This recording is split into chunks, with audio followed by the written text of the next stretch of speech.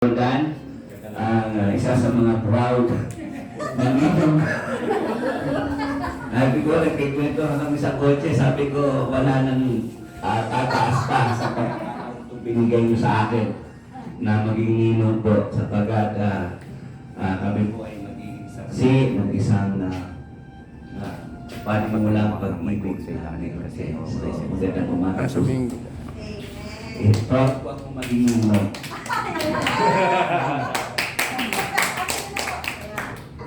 Ako po si Bishop Rally Abalon. Ako po ay nagpapasalamat at ako po ay binigyan po ng pagkakataong maging bahagi sa buhay ng Pastor Fred at sa kanya po may bahay ngayon. Salamat po sa opportunity na sa panahon po natin ay wala pa ho kong nakita na ganitong klaseng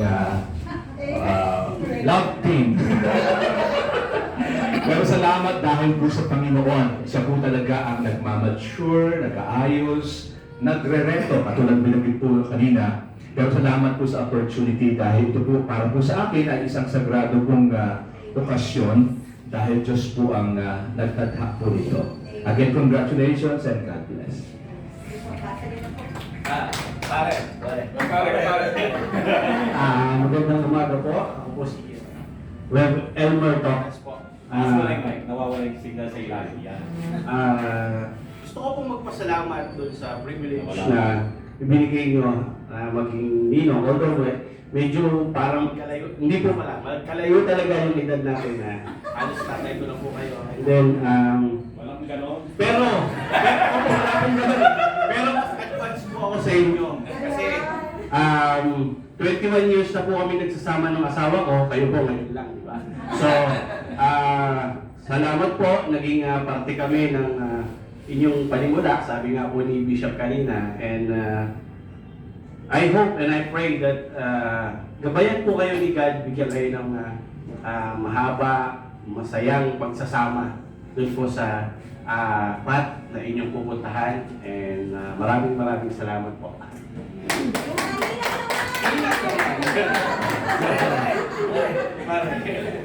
Lalo po, asawa po ni Rev. Elmer. Congrats po and best wishes. Maaari hindi ko po naiintindihan kung bakit po kami narito ngayon.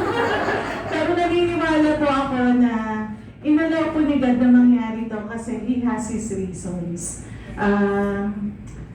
Ang dalangin lang po namin patuloy po kayong magmahalan. Kung ano po yung nasimulan nyo, at kahit sa tingin po natin medyo feeling natin huli na ang lahat, pero sa perspective po ng Panginoon, hindi pala. Kasi ito po talaga yung Pagkakaroon nakatanda. magsalita, walang ganon.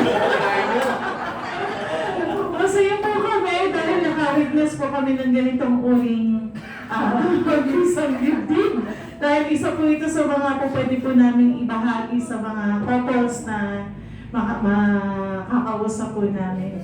Natutuwa din po kami dahil we're so blessed. Dahil meron po pala mga ganitong opportunity na inaalaw ng Panginoon para patuloy po tayong gamitin para po sa advancement ng kingdom niya. Wish po namin mahaba pa pong buhay, maganda pong kalusugan. Rejoice in your love always. Alam po namin na hindi po madali ang pag-aasawa, pero mas alam niyo po yun sa amin. Thank you po. Thank you for this opportunity na maka-witness po kami ng ganito.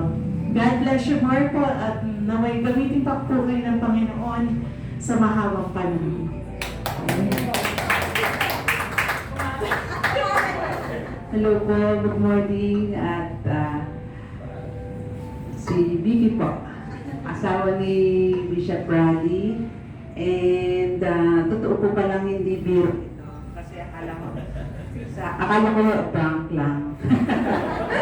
Pero congratulations po sa inyong dalawa. Hindi ko po alam kung ano pong sasabihin ko sa inyo kasi kumbaga masyado pong malayo kami sa inyo, kayong marami po kayong karanasan. Pero I'm so blessed. Nakikita ko po sa mga mukha ninyo, napakasaya. And wala po talagang imposible sa ating Panginoon. And Sabi nga, ang buhay nagpapatuloy at ang pagmamahal ay nagpapatuloy sa puso ng bawat isa. And I've seen the love talaga sa inyong mga mata. And maraming po salamat for giving us the opportunity po na para pong principal sponsors. And panalangin ko lang po ay lalo po kayo magamit ng Panginoon sa enlargement ng kanya pong kingdom. Sabi ng ganun, very rare ng inyo pong relationship.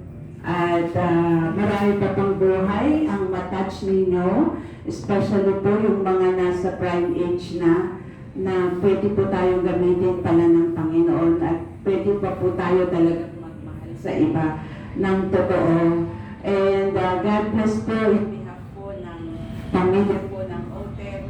Nandun po yung panalangin po namin sa iyo na lalo pa palakasin ng Panginoon ang inyong mga pisikal na pangangatawan. Kung ano yung plano ng Panginoon sa inyo pong dalawa. God bless po. Maraming pong salamat.